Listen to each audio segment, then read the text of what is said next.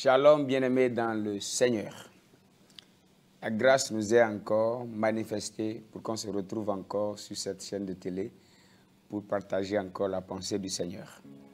Et nous continuons avec notre méditation sur réveiller les héros. Dans le numéro précédent, nous avons eu à parler de ce qui pouvait cacher ces hommes-là, l'erreur que commettaient ces prophètes pour ne pas pouvoir se laisser dans la main de Dieu en écoutant seulement les instructions des hommes et ils ont enterré en fait les dépôts que Dieu a fait en eux. Alors aujourd'hui nous allons avancer, nous allons toujours continuer à parler de ce précieux enseignement. Nous relisons notre passage de base, Joël 3 verset 9, publiez ces choses parmi les nations, préparez la guerre, réveillez les héros, qu'ils s'approchent, qu'ils montent, tous les hommes de guerre. Nous lisons également 1 Roi 18 à partir du premier verset. Bien des jours s'écoulaient et la parole de l'Éternel fut ainsi adressée à Élie dans la 3e année. Va, présente-toi devant Akab et je ferai tomber de la pluie sur la face du sol. Et Élie alla pour se présenter devant Akab. La famine était grande à Samarie et Akab fit appeler Abdias, chef de sa maison. Or, Abdias craignait beaucoup l'Éternel. Et lorsque Jézabel extermina les prophètes de l'Éternel, Abdias prit 100 prophètes qu'il cacha 50 par 50 dans une caverne et les avait nourris de pain et d'eau. Alors revenons encore dans ce précieux passage qui regorge des trésors, qui cache beaucoup de mystères, qui cache beaucoup de bénédictions, qui cache beaucoup de révélations. Alors ici, parlons d'Abdias. La parole de Dieu d'ailleurs nous dit qu'Abdias est une bonne personne. Abdias est quelqu'un qui craint beaucoup l'Éternel. Il craint beaucoup l'Éternel. Beaucoup l'Éternel. Mais mon problème ici avec Abdias n'est pas sa crainte de Dieu. Ou n'est pas sa capacité à pouvoir préserver les prophètes. Mais mon problème ici, c'est de remarquer que les prophètes qui ont été préservés n'ont jamais accompli leur destinée. Parce qu'après tout le passage, la parole de Dieu ne nous a jamais parlé de ces 100 prophètes. Et pour aller plus loin, on ne nous a même jamais parlé des 7000 prophètes. Les 7000 qui ne s'étaient pas prosternés devant Baal. La Bible ne nous a jamais notifié quelque part où ces 7000 prophètes ont eu à manifester leur don ou ont été utiles à Dieu dans un domaine. Donc bien que les 7000 prophètes ne puissent jamais se prosterner devant Baal, et les 100 prophètes ont été préservés par Abdias, les 100 prophètes et les 7000 prophètes n'ont jamais accompli quoi que ce soit. Parce que la Bible ne nous a jamais notifié où ils ont manifesté leur ministère en fait. Et ici, je voudrais attirer notre attention sur Abdias. Abdias n'est pas une mauvaise personne en soi. Mais écoutez ceci. Il voulait protéger les prophètes de la folie de Jézabel. Il les avait amenés dans une caverne où il les avait protégés. Et le problème de ces prophètes, ils mangeaient tellement, ils buvaient tellement, ils étaient tellement au repos, la Bible ne nous a pas parlé d'une seule expérience qu'ils ont faite avec Dieu. Je voudrais nous dire de faire attention à tout Abdias. Abdias, c'est qui? Abdias, c'est tout ce qui nous rend la vie heureuse, c'est tout ce qui nous rend la vie facile, c'est tout ce qui nous donne un certain confort, tout ce qui nous protège contre, tout ce qui nous épargne d'eux et qui, en retour, nous retire notre capacité d'exercer le pourquoi Dieu nous a appelés. Abdias, c'est tout ce qui peut nous donner une vie heureuse, tout ce qui peut nous permettre de bien nous sentir dans notre peau, mais qui nous retire notre capacité à pouvoir être utile pour Dieu. écoutez s'il vous plaît.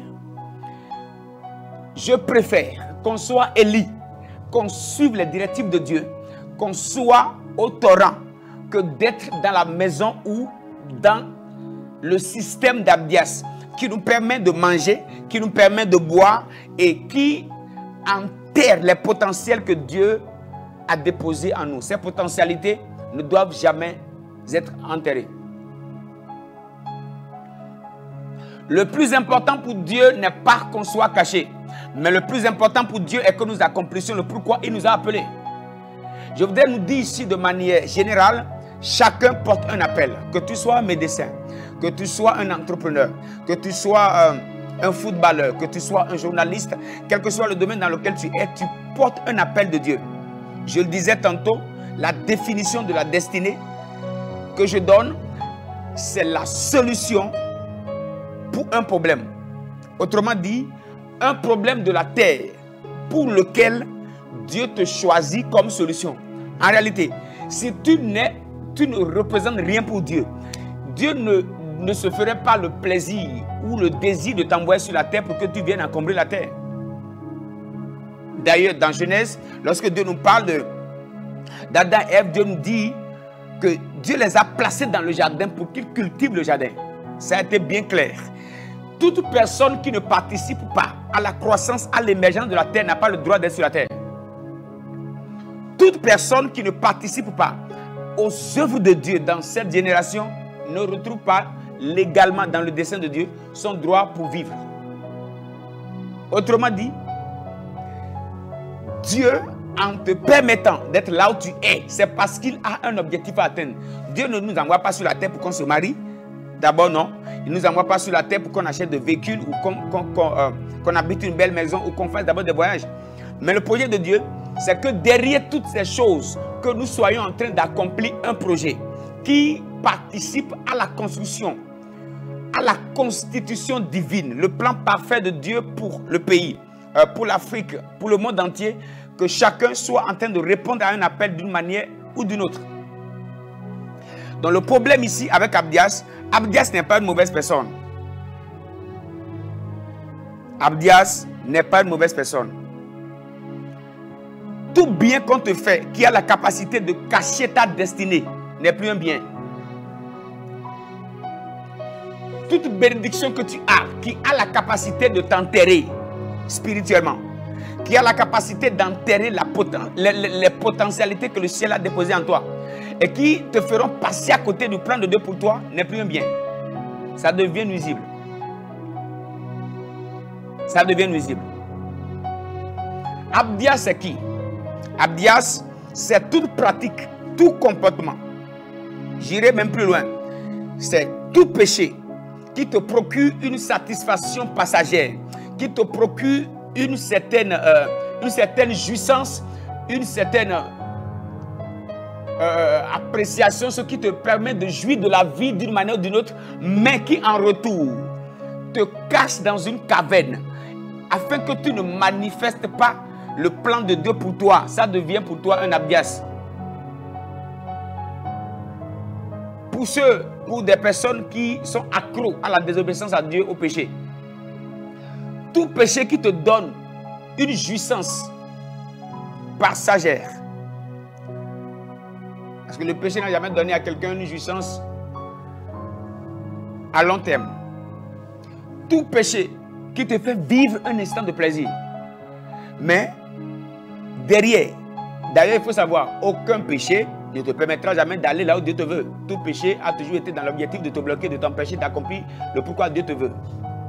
Voilà pourquoi il est très important de se séparer de tout ce qui peut nous procurer un plaisir passager, mais qui aura la capacité d'assombrir notre vie, de bloquer notre destinée et de nous empêcher d'aller jusqu'où Dieu nous attend. Tout ce qui peut assombrir ta destinée, son nom désormais, il faut que tu comprennes, s'appelle Abdias. Et nous devons beaucoup faire attention. Nous devons faire attention. Personne ne te ressemble. Personne ne porte l'identité spirituelle que tu as. Alors il est important de savoir, si sur la terre, tu es unique, tu es singulier, tu portes une destinée, alors il faut que tu saches que cette destinée a quelque chose d'important, une chose d'importante à apporter à la terre. Alors, si tu ne réponds pas aux besoins de Dieu, c'est que tu laisses la terre sans une solution que tu portes. Voilà pourquoi nous devons beaucoup faire attention. Qui est Abdias? Abdias, c'est aussi toute doctrine ou dogme d'une quelconque religion. Ici, parlant de religion, je ne parle pas seulement du christianisme ou de l'islam. Je parle de toutes les religions. Parce que Dieu n'a pas un problème de religion. Dieu a un plan à accomplir. Et peu importe la religion. Voilà pourquoi Dieu peut utiliser un musulman pour accomplir son plan. Dieu peut utiliser qui que ce soit pour accomplir son plan. Donc mon but ici, ce n'est pas d'abord parler du christianisme. Non, je parle de toutes sortes de religions qui vous donnent des principes, qui vous donnent des dogmes, qui vous donnent des doctrines. Et derrière cette doctrine, le plan de Dieu pour vous sera hypothéqué. Cette doctrine, cette religion devient Abdias. Et cette religion a la capacité de vous mettre à l'aise, de vous protéger. Écoutez, toute protection, d'accord, toute protection à l'extrême devient nuisible et devient destructrice. Ça ne participe pas à l'éclosion de ta destinée. Ça devient pour toi une religion ou une protection qui te détruit. Ça ne te fait plus du bien. Alors l'Abdias qui te donne du pain, qui te donne de l'eau, mais qui t'empêche de prophétiser, qui t'empêche d'accomplir ta destinée. La religion qui t'empêche de développer le potentiel de Dieu en toi. L'église, ou quel que soit le domaine dans lequel on t'empêche de sortir les trésors que Dieu a déposés en toi, il est important que tu comprennes qu'on l'appelle Abdias.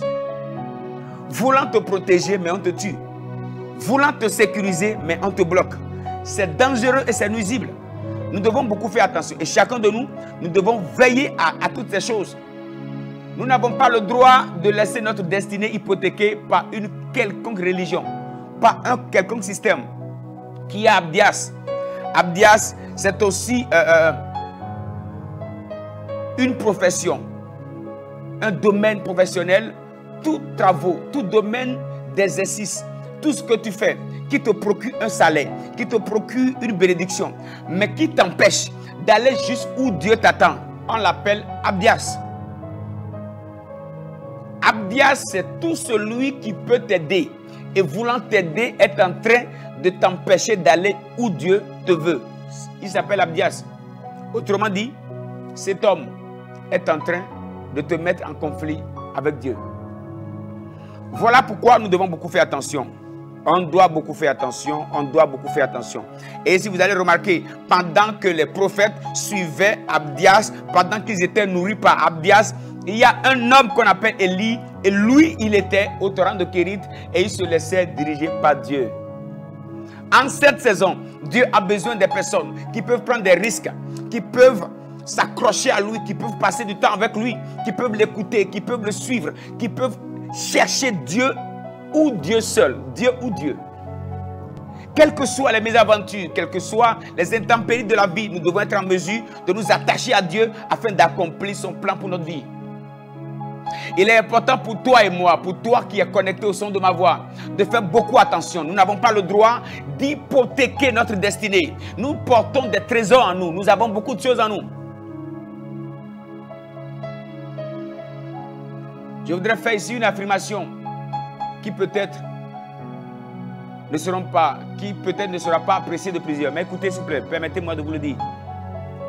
Pour toi qui m'écoutes, s'il faut choquer ton père pour réussir, je ne te dis pas de manquer de respect. À un moment donné, il faut prendre ses responsabilités. La destinée, elle est singulière.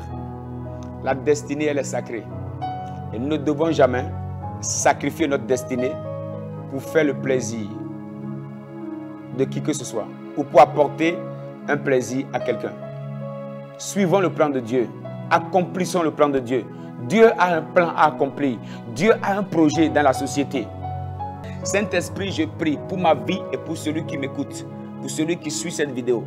Dans le nom de Jésus, aide-nous s'il te plaît. Chaque jour, nous rencontrons des choses ou des personnes que le monde des ténèbres positionne pour nous empêcher d'aller où tu nous veux, pour nous empêcher d'aller jusqu'où tu nous attends. Je te prie de nous donner la force d'aller plus loin. Aide-nous afin que nous ne poursuivions pas notre protection ou notre